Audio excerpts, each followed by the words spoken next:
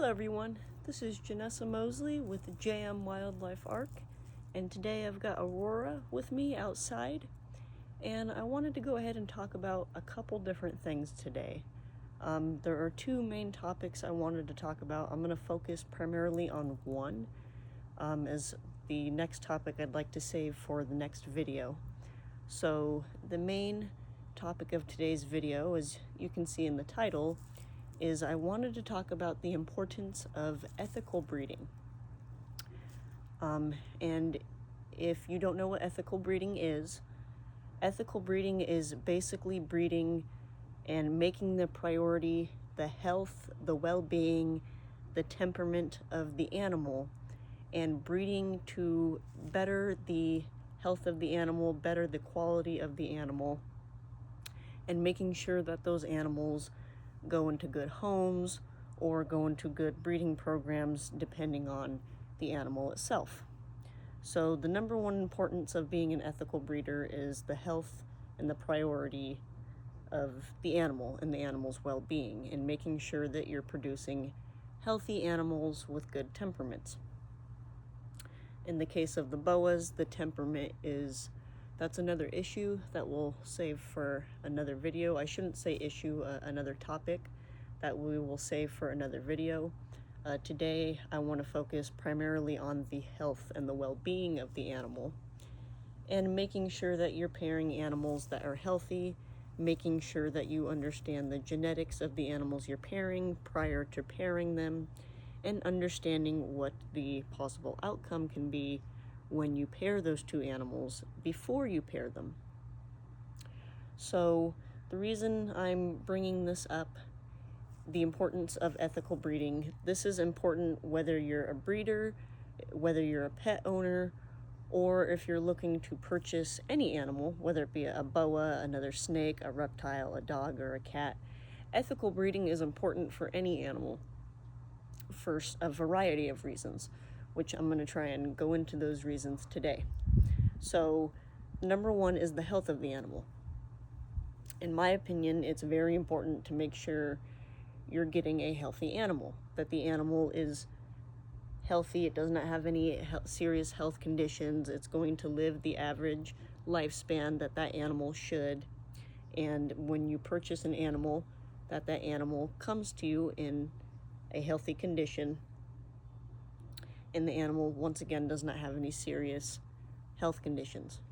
So before even thinking about selling an animal, you first need to think, okay, the animal needs to be healthy first off. If the animal's not healthy, don't even think about selling it or rehoming it.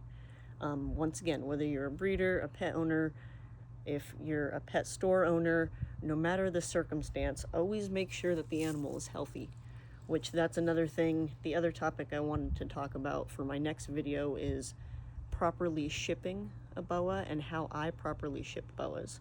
And one of the first things I make sure to do before shipping a boa is making sure that the animal is healthy. You pick up the animal, you look at the animal, you go over the animal, you look at them from head all the way down to their body. You want to do a full inspection from the top of the animal, underneath the animal.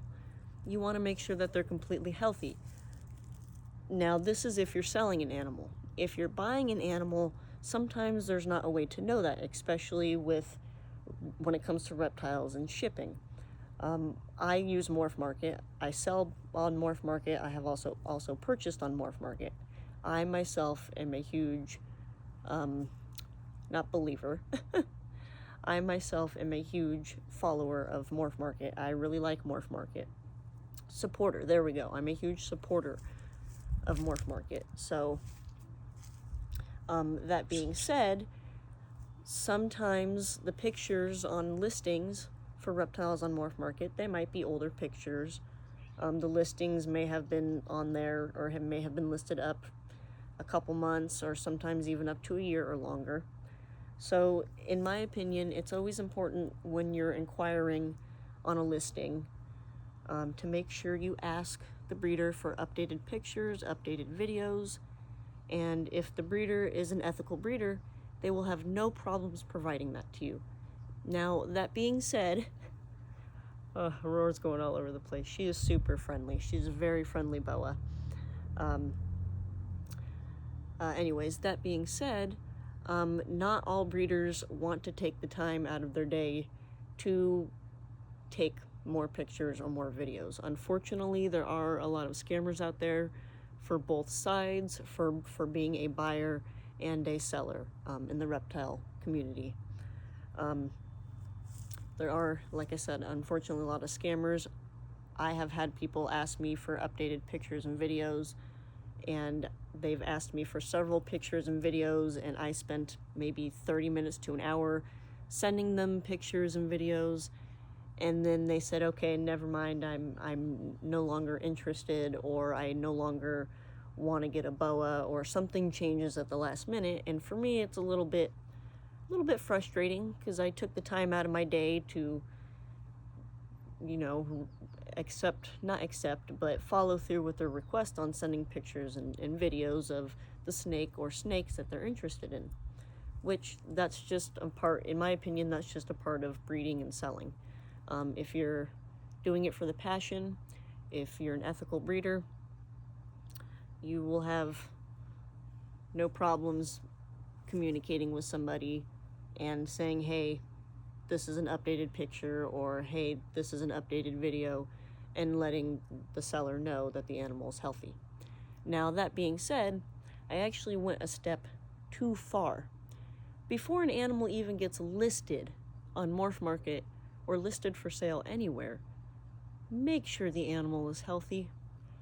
I recently saw a post on Facebook, as I'm sure a lot of people have seen me share. I will not mention any specific names for people. However, I will mention the name of the breeder that that I'm going to talk about in my story. So, not even story, what actually happened. There's a post on Facebook where someone had purchased a boa on Morph Market, a 2-year-old boa, and the boa arrived to them unhealthy. It had a very large, it's going down my back. The boa had a very large indent on the underbelly of the snake, towards the top of the boa from the neck going down, and it was a very large indent. You could clearly tell the snake was not healthy. And the person posted pictures of the snake and basically asked people for advice and asked people for help on what to do about the situation. I commented on the post and asked who the breeder was, as I myself wanted to know, okay, who is selling a snake like that and not going over and checking the animal before selling the animal. So I made the comment, and I woke up the next morning and received a message from the person who made the post, and they told me that the breeder was Snake Country, which I myself, I used to be a big supporter of Snake Country. I supported them for 2 to 3 years. That's actually where 2 of my boas came from. I drove all the way from Northern California to Southern California to pick up 2 of my boas from their facility. And I was supporters of them for a very long time, until I learned the truth about how they treat their animals, the condition of the animals that they will sell to people, and the way that they treat people in general is very, very poor. Snake Country has been breeding for years. I don't know how many years, but a long time, a lot longer than I have. I'm a new breeder. I'm a beginner breeder. I have only had 1 litter of boas, boas. I have only had 1 litter. So I'm a beginner breeder, and I pride myself in the health and the well-being of my animals, and making sure that every animal in my care is healthy, and making sure that every animal is healthy before shipping them. And sometimes I understand mistakes are made, minor mistakes can be made, things can be missed. However, for a 2-year-old animal to be in that bad of health condition, and no one noticed it sooner, no one noticed it before listing the snake for sale on Morph Market, No one checked over the snake prior to shipping it. To me, I think that's awful. The condition that the snake is in, it may or may not live due to the severity of the health condition that it has, with the underbelly being as indented as it is, especially over the area of the snake that it's on. I want to say it's either on the heart or close to the heart. So that snake is most likely not going to live terribly long, or if the snake does live longer, it's probably not going to live a good quality of life, and probably not the average lifespan of a boa imperator. So this is something I wanted to point out. I'm not doing this to shame anybody. I'm not doing this to put anybody down. I'm doing this to talk about the importance of ethical breeding and avoiding this issue.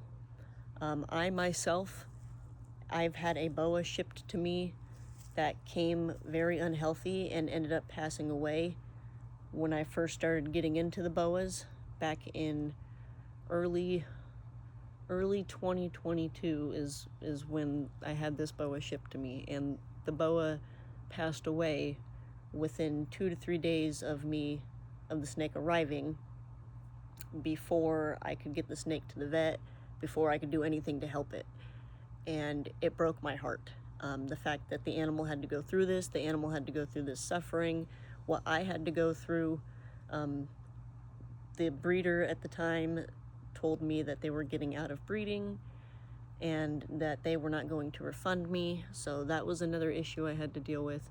And this is something I would not want anyone to deal with. I don't want anyone to have to go through that. I went through it. It was not fun. It actually traumatized me. For a while, I would not have boas or any animal shipped to me. I would drive out and get them. I've since talked with more experienced breeders. I've learned how to properly ship a boa, which once again, that's what I'm going to be talking about in my next video, as I will actually be getting ready to ship one of my 1-year-old boas, from my first litter. Her name's Poppy.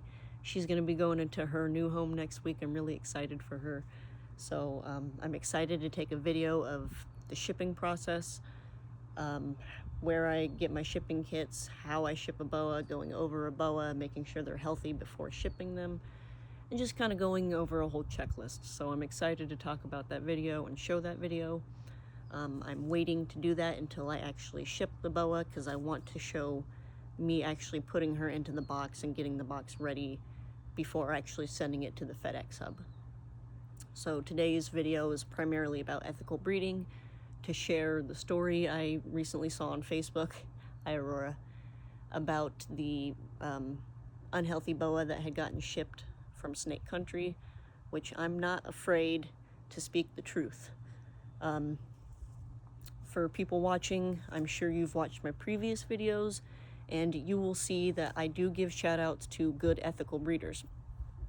I've already given 2 shout outs to 2 breeders I really like.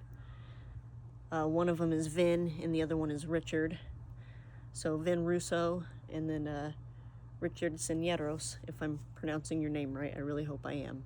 Those are 2 ethical breeders in the industry. I personally really like Vin Russo. Very knowledgeable. Once again, you can learn more about him and just his years of breeding, what he does, how long he's been doing it for, and the 2 books he's written. You can watch more about that in one of my previous videos. So I do talk about good ethical breeders. I talk about several different topics. Properly caring for boas, ethical breeding, different ethical breeders, the different breeding projects I have. I go over several different topics and different things that I think about and different things I work on with the boas. Once again, for myself, this is a passion for me. I work with the boas, I breed boas because I enjoy doing it. It's something that I do for myself. It's something I do for the boas in the sense of being an ethical breeder. I want to make sure that I produce healthy boas that find good, suitable homes to where I know they will be well taken care of. Oh, there she goes. She wants to go on the ground. And I don't want to let her on the ground because, oh, then you wouldn't be able to see her. And I'd have to stop the video so I could watch her. So, and she's a pretty big girl. Aurora's about 7 foot long. I'm 5'2" for reference. I don't know how much she weighs. My guess is between 15 to 20 pounds. I'm about 120 pounds, so I myself am not a very big person. So holding her is like a workout for me, especially with my arm still healing. Anyways, back to the focus on ethical breeding. Another important thing, in my opinion, on ethical breeding is making sure you don't overbreed animals. And by overbreed, I mean pairing too many animals together at once and producing too many animals in 1 year. And another side note to overbreeding is overbreeding a female, breeding that female too many times to the point where she is no longer healthy and she's not going to live as long of a life because she's had too many litters. Too many litters. That would be said for snakes, dogs, cats. So it's getting harder to hold this girl. So that's important. Making sure that you're breeding for a purpose. You're breeding to make sure the animals are healthy. You're not just putting animals together because you want to put animals together. It's not about the money.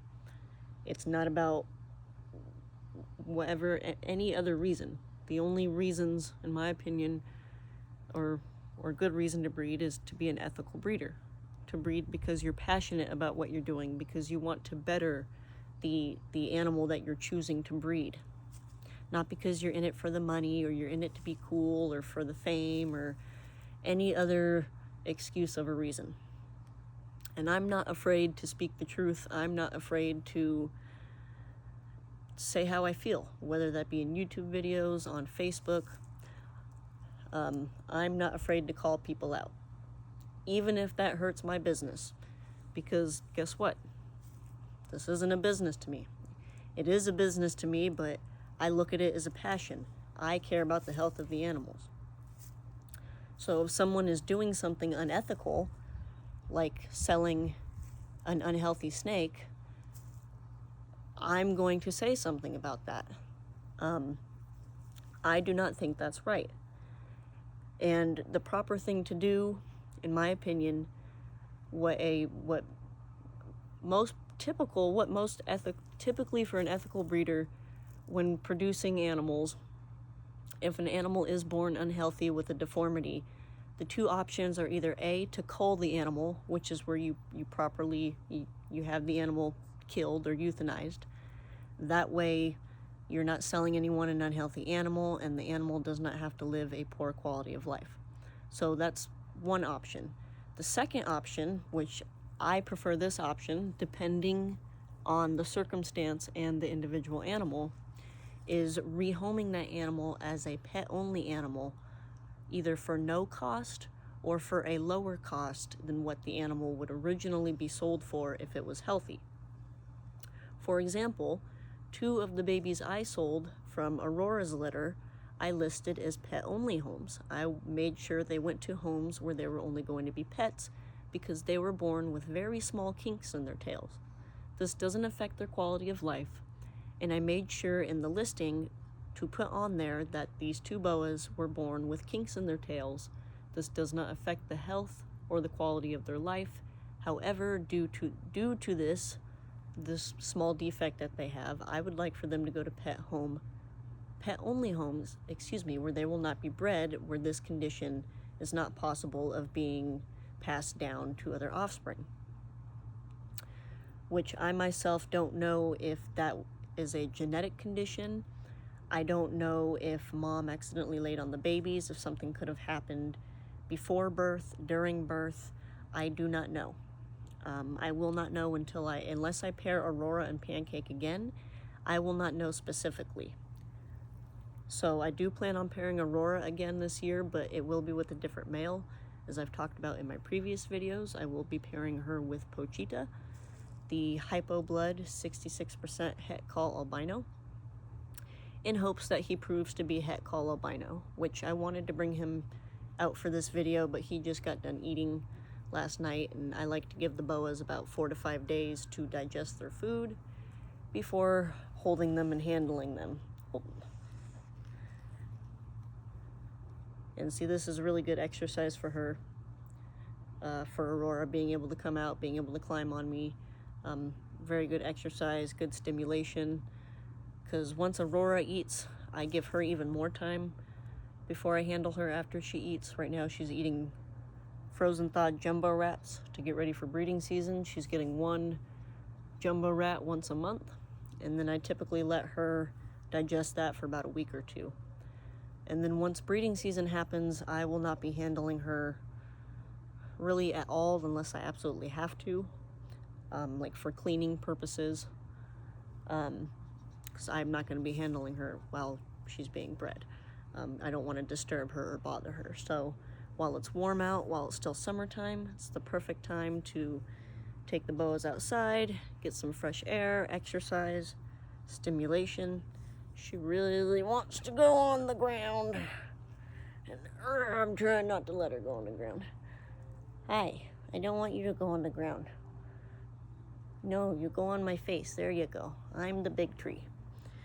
So, this covered a lot of main topics about ethical breeding. I wanted to talk a little bit about the post that I found upsetting on Facebook, which I did give my opinion on that post. I did give my opinion on Snake Country, saying how I think they should be removed from Morph Market. Some people agreed with me, and there were a group of breeders that basically attacked me, which is okay. Does it hurt? Yeah, I'm not gonna lie. No one likes to have bad things be said about them. No one likes to be told they're on a blacklist because of an opinion that they have. It's not a pleasant feeling, but that's okay because I'm not doing this for anybody else but myself and the boas. So if people want to say mean things, if people want to say rude things, it's gonna happen. That's part of life. So I'm here for the passion. I'm here for the health and the happiness of the animals. I plan on working with the boas. Honestly, I'm not sure. I want to work with them for my whole life, but sometimes things happen in life, so I'm honestly not sure. But for at least the next several years, I'd like to work with the boas, if not my whole life. Working with them is very therapeutic for me, very enjoyable for me. I enjoy bringing them out in public, teaching other people about them, just letting people be aware that snakes can be, not even can be, most snakes, or a lot of snakes I should say, not venomous snakes, I'm speaking for non-venomous snakes when I say this. Non-venomous snakes can be handleable, they're not scary, just to kind of help teach the public that snakes are not as scary and dangerous as everyone says they are. That being said, always be mindful if you're out and about where you know there can be a venomous snake, because that is different. There is a difference between snakes bred in captivity, non-venomous snakes, and venomous snakes. So that is a big importance, which maybe I'll do another video on that topic someday too. So another thing I wanted to talk about too in this video is mentioning Aurora and what she was sold to me as when I purchased her. That's another important thing actually about ethical breeding, is making sure you label your animals properly. I did not do that for the first year of her offspring were born, and I am so sorry that I did that. I was very hard on myself about it. I still am, the fact that that happened. However, I have to tell myself I'm a beginner breeder. I'm still learning. So trial and error, these are things that I've now learned. And I now have all my boas properly labeled. So when Aurora was sold to me, I purchased her on Craigslist.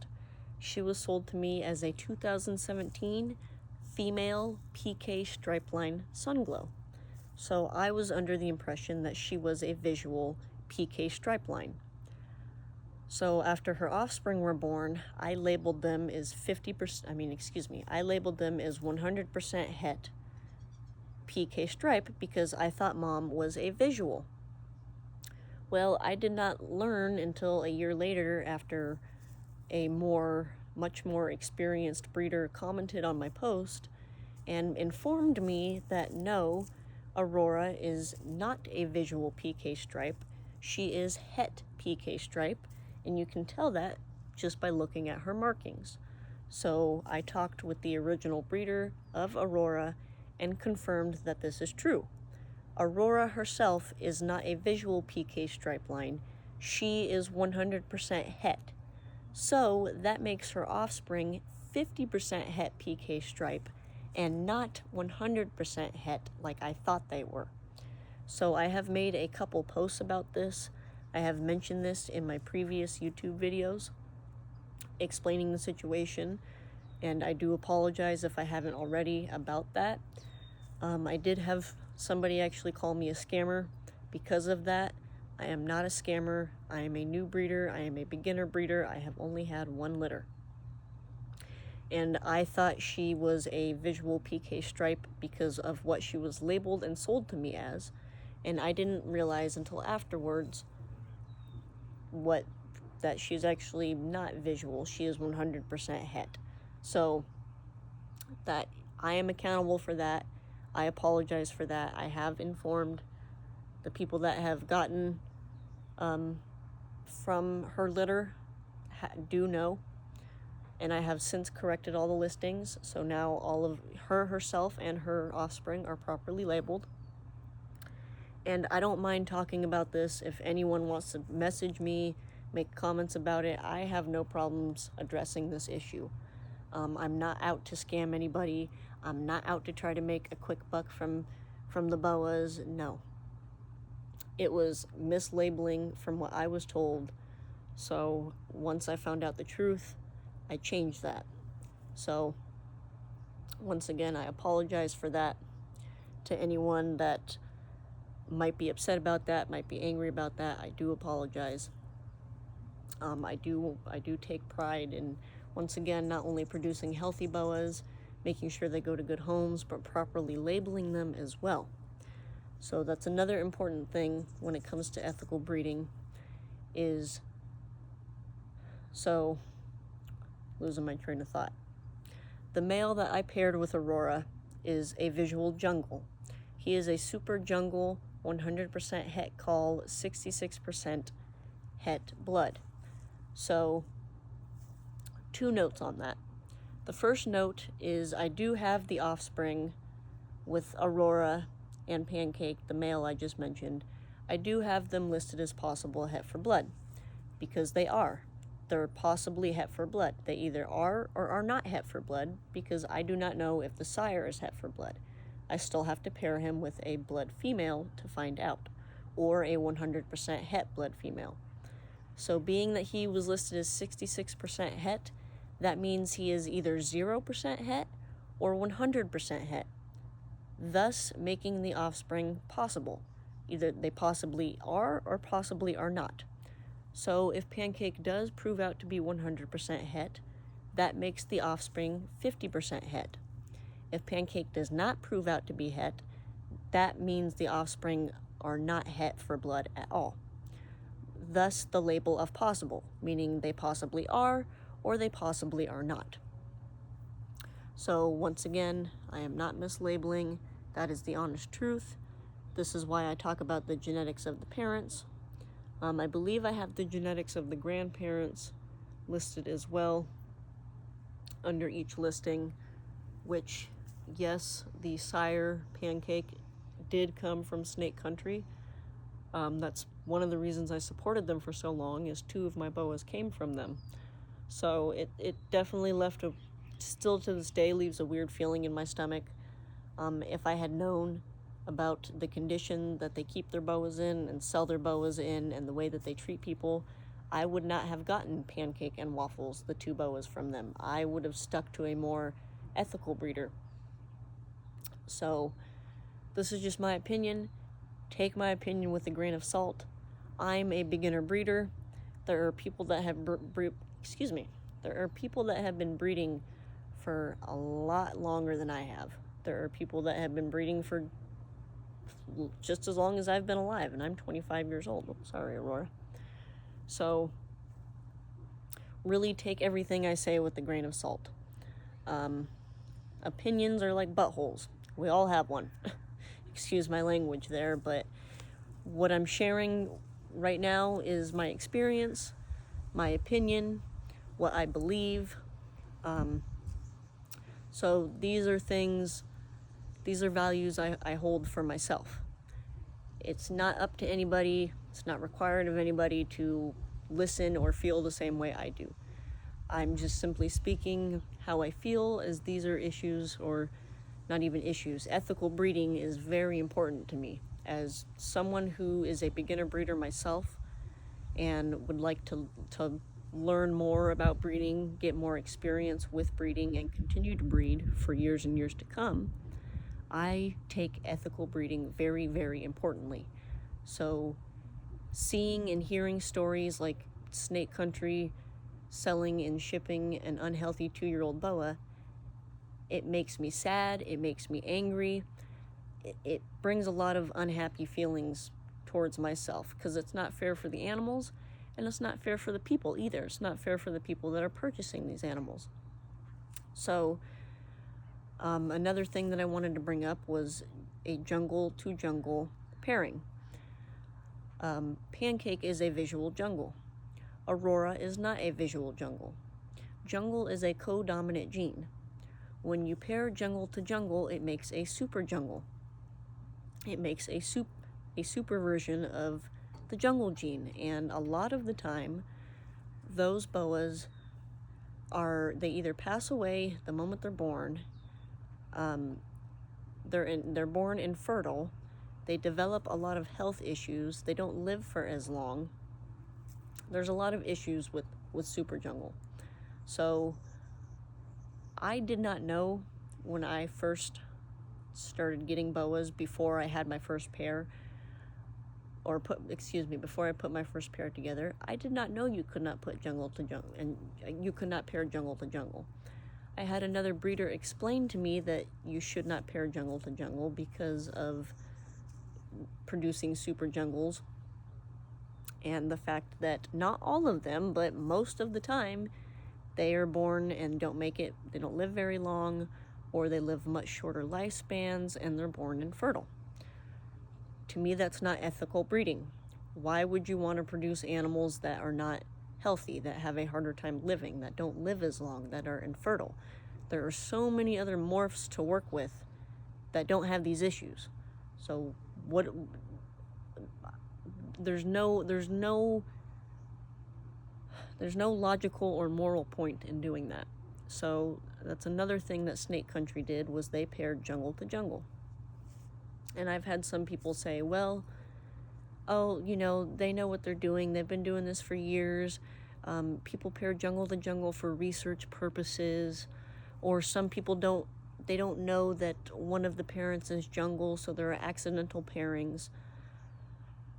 Okay, well, that's the importance of properly labeling and properly knowing what the boa is. For example, all of my offspring, for the ones that are visual jungles, are labeled as jungle, and for the ones that are low expression jungles, or the ones I'm not sure are jungles, they are labeled as possible jungle, because I'm not sure. So I'm not gonna not mention that they might be jungle, because that's important for a person to know. And I still would not pair any of my litter, any of the litter between Aurora and Pancake. I would not pair with another jungle boa, for the simple fact of most of the litter are visual jungles, and the ones I'm not sure. So I'm not going to take that chance. Even if they don't look like they're jungle, some jungles are very low expression. Sometimes it can be hard to tell, especially when they're a visual sunglow, a visual hypo and albino. So sunglow jungles can be harder to tell. So sometimes that's not the case. Sometimes they have very vivid patterns that you can tell is jungle. However, some are very low expression and it's hard to tell.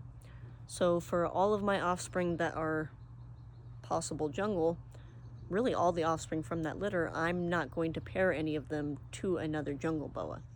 I'm going to pair them with boas that don't have jungle to see if the possible jungles are jungle or not. So, and I'm a beginner breeder. I've only had one litter, and I learned this, which that's another thing. Some people tell me, or I've had, not tell me, but I've had some people, some boa breeders comment that I'm a know-it-all, and I think I know everything, despite the fact I'm a beginner breeder and I've only had one litter. And I don't disagree with this. I can understand how I come off as arrogant and I come off as a know-it-all. That's not what I'm intending to do. I'm simply speaking off my own opinion and my own experiences. If I come off as a know-it-all, I do apologize.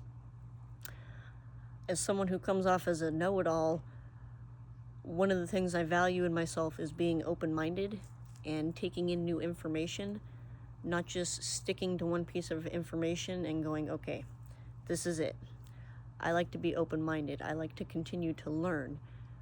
The best, as I believe I've heard somewhere, the best teacher is a teacher that is also learning themselves. There's always room for growth, no matter what. So I am always eager to learn. I'm always eager to learn new information, learn new things about the boas, breeding, their care. I love hearing and seeing about other people's experiences.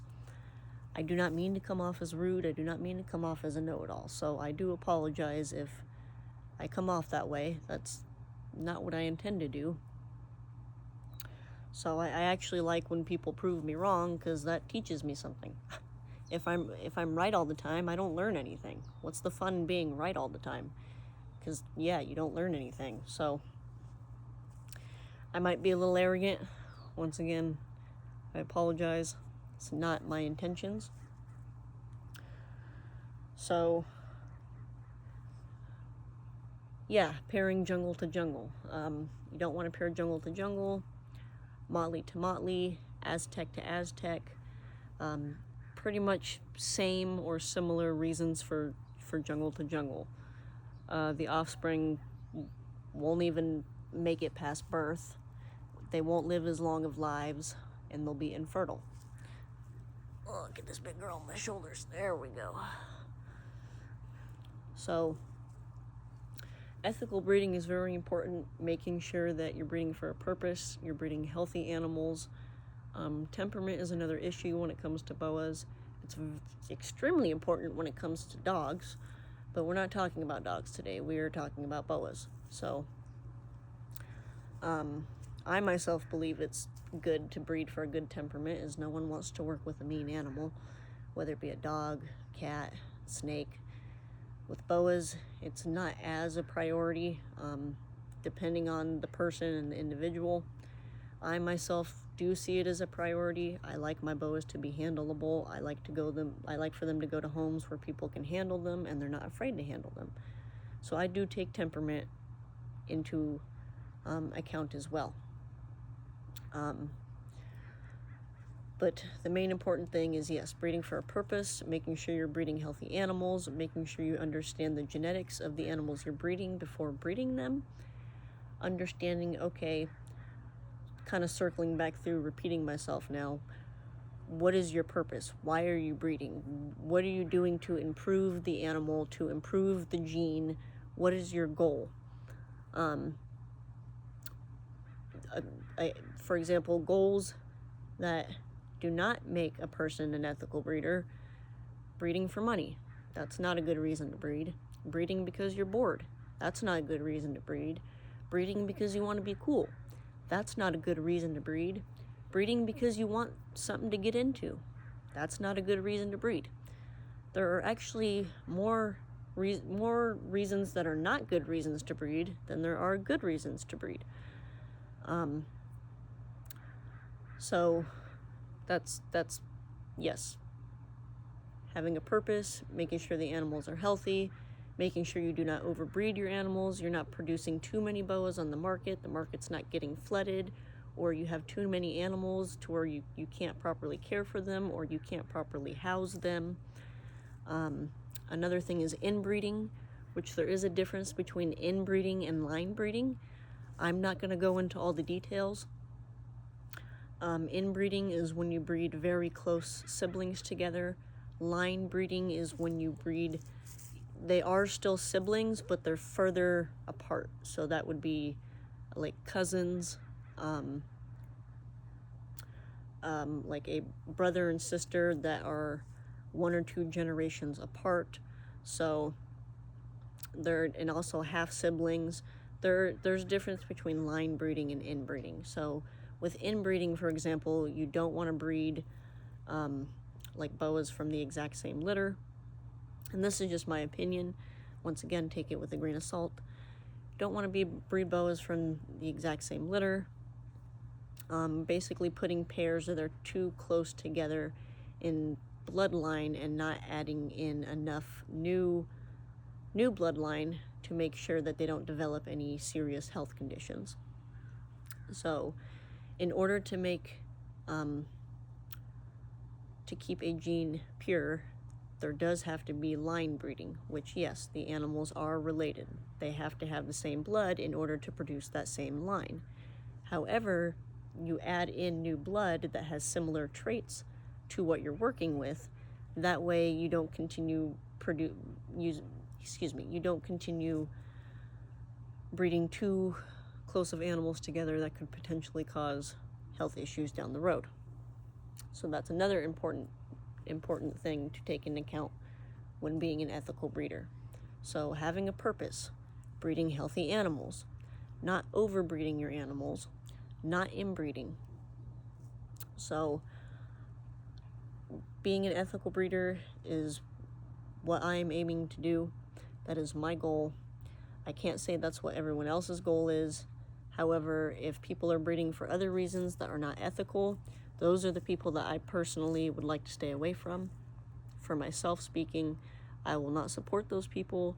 I will not sell my boas to those people. I will not buy boas from those people. So I'm particular on who I get my boas from. At this point, I'm to the point where I don't really want to add any more boas. I want to work with what I'm working with, work with my own lines, and continue to do that. Apart from the breeders I have gotten from that I do really like Vin and Richard that I mentioned before. I'm actually really excited for my IMG blood project I have from the boas I got from Vin Russo, so I'm very excited for that project. So once again, the main topic of this video was ethical breeding, making sure that whether you're a breeder or a pet owner, if you're a breeder, being an ethical breeder yourself, if you're a pet owner, making sure that you purchase from an ethical breeder. That way you're supporting ethical breeders in the reptile community and not people that are breeding for the money or producing unhealthy animals. So this is just my opinion, and once again, I'm not afraid to speak how I feel, speak the truth, stand up for what I believe is right, and speaking true to my values, staying true to my values. Not everyone feels that way, and that is completely okay and completely understandable. We're all different. We all have our own perspectives, our own ideas, personalities, goals, and that's one of the things that makes life beautiful. So I think that about wraps it up for today's video. Hopefully I captured Aurora well in this video as well. I mostly wanted to, as I've said over and over again, talk about ethical breeding. That was the main focus of this video, just to get some of that off my chest. I'm sure I'll be making more videos on that topic, more detailed videos. Hi, Aurora. In my next video, stay tuned. I'm excited to go over the shipping process of how I ship my boas step by step. I will Evie, goes to show I'm a Pokemon fan. I will even be taking the specific boa I'm shipping out, showing her on the camera in the video, and going over a checklist of the things I do and the things I make sure I get done properly before I ship a boa. I like to have a checklist to make sure I don't forget anything. So that's very important. I'm excited to make that video. I'm excited to show that video to everybody. How people ship their animals is a little bit different. There are some guidelines that are pretty standard. I'm excited to talk about the shipping video, as you can tell. So I'm going to wait to talk about that. Otherwise, I will start rambling even more on that topic, and I don't want to do that till the next video. So hopefully I got everything out that I wanted to talk about, that I wanted to discuss, that I wanted to point out. Another thing too that for myself speaking I appreciate is I always appreciate constructive criticism. I think for myself that's important to being a good breeder, is constructive criticism. If anyone has anything that they want to add in, that they want to comment on, something they think I should look into doing or not doing, I love hearing back from people. Once again, I love the constructive criticism. I love the feedback. That's one of the things that helps me learn and to grow as a person and as a boa breeder and boa owner. So I always really appreciate it. And anyone who takes the time to watch my videos, listen to my videos, I know some of my videos like this one are rather long. I tend to go on and kind of talk and ramble about certain things that I'm passionate about. And I just want to say thank you if you do watch even a portion of my video. Anyone who watches the full video, thank you. That means quite a lot to me. I do really enjoy talking about the boas and really talking about my opinion, experiences, how I feel, what I'm working on, and all the different topics that I've mentioned and will continue to mention in future videos. So thank you everyone for watching. Stay tuned for my next video. Feel free to reach out if you have any questions, comments, concerns. Feel free to drop a comment down below if there's anything you want to talk about or mention. Once again, thank you everyone for watching, and I hope you all have a beautiful and blessed evening, a beautiful and blessed night, or a beautiful and blessed day, depending on where you're from and what time you're watching. Thank you everyone. I'll see you again soon. Bye guys.